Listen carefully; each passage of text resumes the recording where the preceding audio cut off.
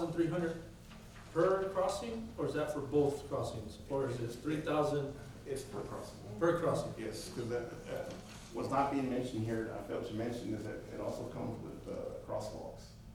So we'll be implementing the crosswalks, but this 1,380 is what would cost per intersection. So 2,600 for two. Correct. Well, that one is just for, just the stop sign. Just the regular, whatever you see in color is what you get for that price tag.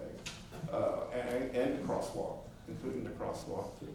To So then it's not- school board members' point, I mean, again, the traffic control primarily is a city responsibility, a function of ours, and something, again, with the council approval, that we would, whether it's the cheaper version or the more expensive one, we just need to let it again vote on this, and then from there, we'll figure out, from our standpoint, if, you know, financially, on the budget side, we should be fine.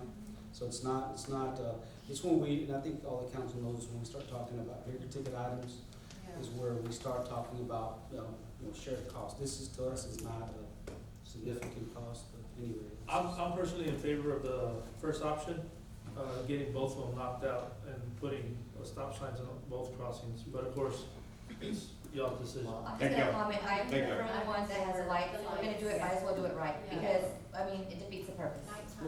We'll, I mean, again, if you approve of the ordinance, we will handle The budget side. the budget side. Okay. And note that the Marwood Drive is uncontrolled right now, there's nothing there. Yeah. Exactly. Yeah, so- With that being said, do I have a motion? Motion. Second, I have a motion, second. R. Trevino, councilman, and second by R. Gatsa, second. All those in favor, please say aye. Aye. Motion passes, unanimous. Thank you.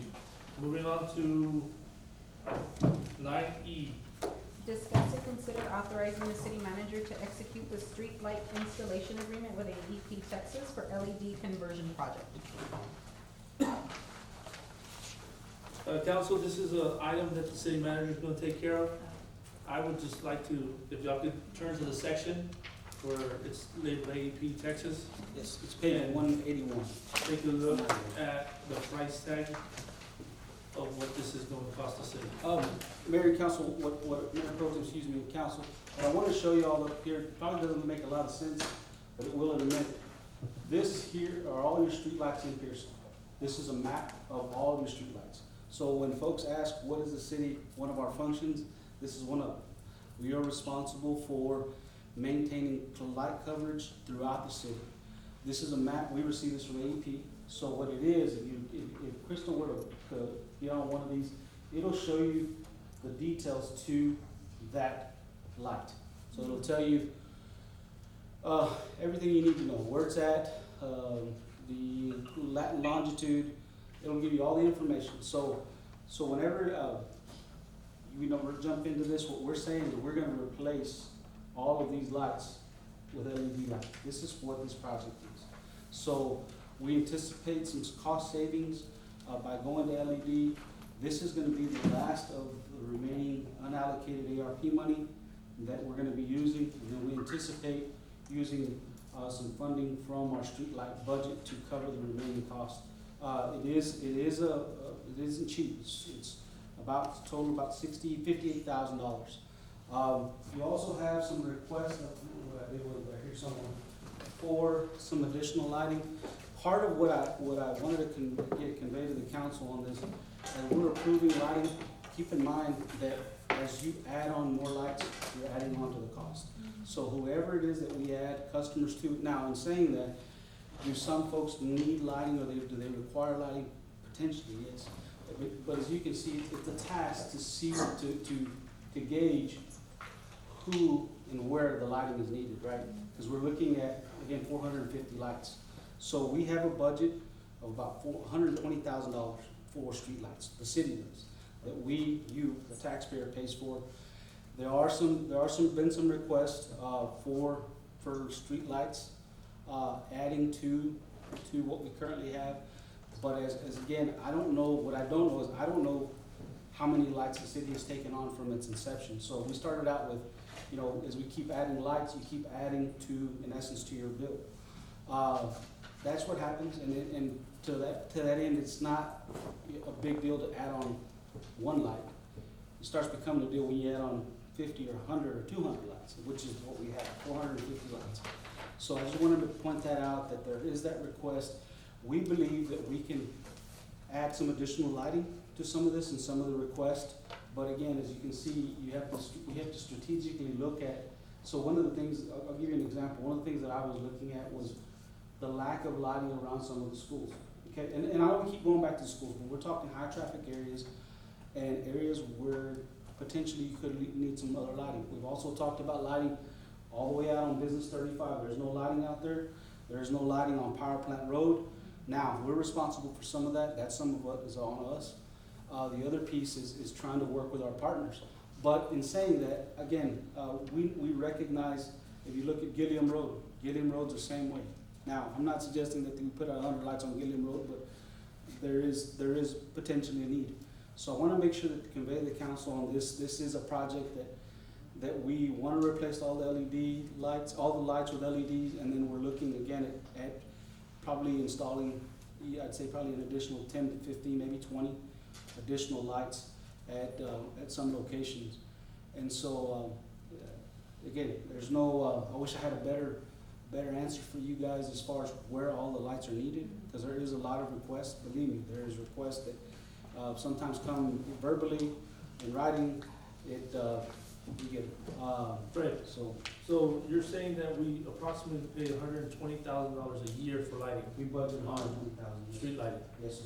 Okay, I think personally, my personal opinion would be a great thing to get the PD as they're driving around, see which areas need more lighting. Because if we ask for requests, you're gonna get requests from 1,000 people. Yeah. Areas that are dark lit, that are high traffic for children, kind of like where, I know one place is right there where they go from the field house, from the football field to the high school after the games. That place needs to be lit up. Now that we're gonna do a four-way stop, that's a good thing, but areas like that, I think, do need a lot of lighting. But of course, you ask for requests, you're gonna get them. I think best way to do is ask PD or ask someone on staff to drive around in the evenings and see what areas do need lighting. I don't think not necessarily just one area. I mean, is there a study that can be conducted, kind of like when you do a study for your speed bumps, Yeah, a study speed for bumps. traffic studies? This is gonna be, quite frankly, this is gonna be your study in the sense that, you see the magnitude, right? You see, it's, to me, it's like we'd have to like study, you could study anything from the number of people that cross, you could study whether there's truly, I know there's been requests, the gentleman's here, that there's animals, and so taking all those into consideration, there has to be some point where we say, hey, look, we can strategically place that. What I don't want the council to do, or anybody else for that matter, is to take on more than you can chew. You're talking about adding an additional 100 lights. Well, you just let the taxpayers know that that's what you're gonna do. In saying that, strategically, we have to figure out, where to put some of these lights, and it's not an easy task. I wish I could tell you that there's a science to it. There is a science when you create subdivisions. So when you create subdivisions, ideally the subdivider, whoever's putting that track in, should be, there's criteria by AEP telling them you need X amount of streetlights in this subdivision.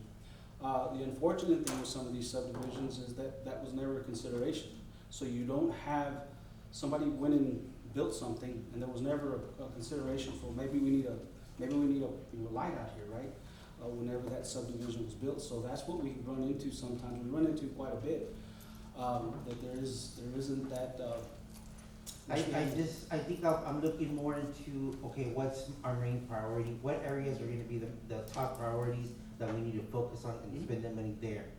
Versus, like you said, throwing them all out there. Kind of like the streets, we, instead of the council say, well, Margot Drive or so and so, hey, we want more strategic planning and more data to say, these are the main priority areas that need to be more lighting because of crime, because of so and so.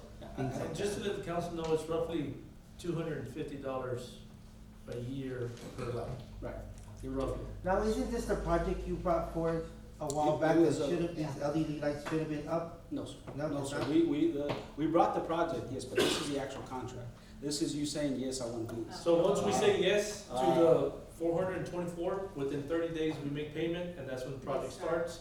And then they have till 2025 to complete the full Right. project. We anticipate the project happening this coming year if the council approves. And what is the savings gonna be? I'm sorry? What's the savings gonna be So floppy. once we convert to the LED? I had that when I had it with me, but I. Didn't they say the payback was 3 to 4 years? It's 3 to 5 years, the payback, the The return. payback, the return. The return on so I think there's gonna be a savings, I would venture to say probably of about 10 to 15,000 a year, más o menos.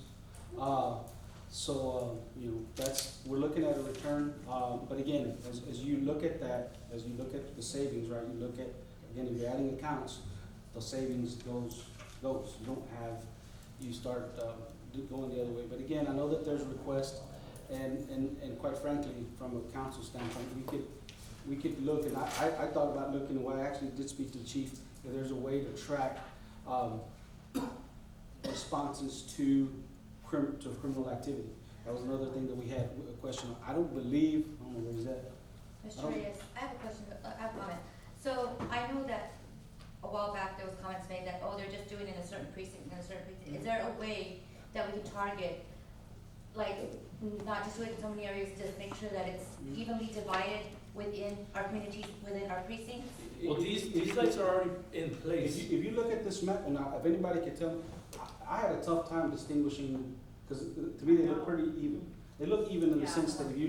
I mean, there's a lot, but I'm just saying, because that was There's one of the like, concerns. I couldn't tell you, because then I'd have to look at, you know, how many homes you have in that property, that block, how many, so I'm thinking, again, on that end, I'm thinking, okay, when we talk about evenly divided, I look at it from, okay, if I cut it from east side to west side, is that what I'm looking at, or am I looking at, and so when I look at, just looking at the map, and that's why I wanted to show the council, by looking at it, I'm like, well, yeah, there's a lot of lights.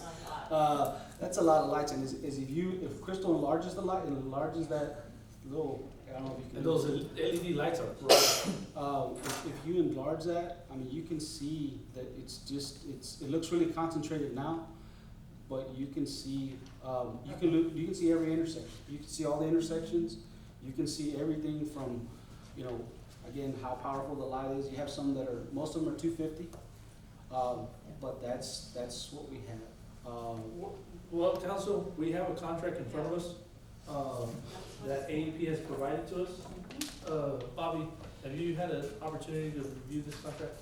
I haven't seen the contract. I haven't seen the contract part of the packet. We're gonna get a look at the packet. Okay. What number is in the packet? 192?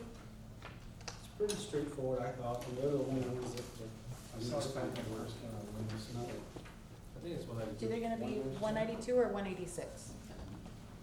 186 or 192. I think all the cities that they've done, all of them have signed this contract, so I didn't anticipate any issue. And these lights are pretty bright.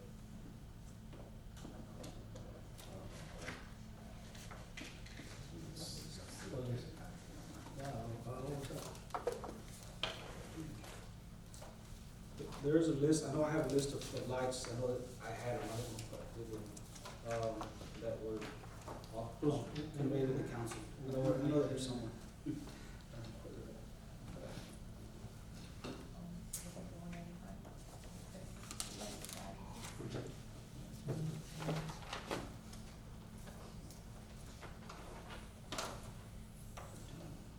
That is a lot. 95? Those? 95 and 96 have, streetlight units.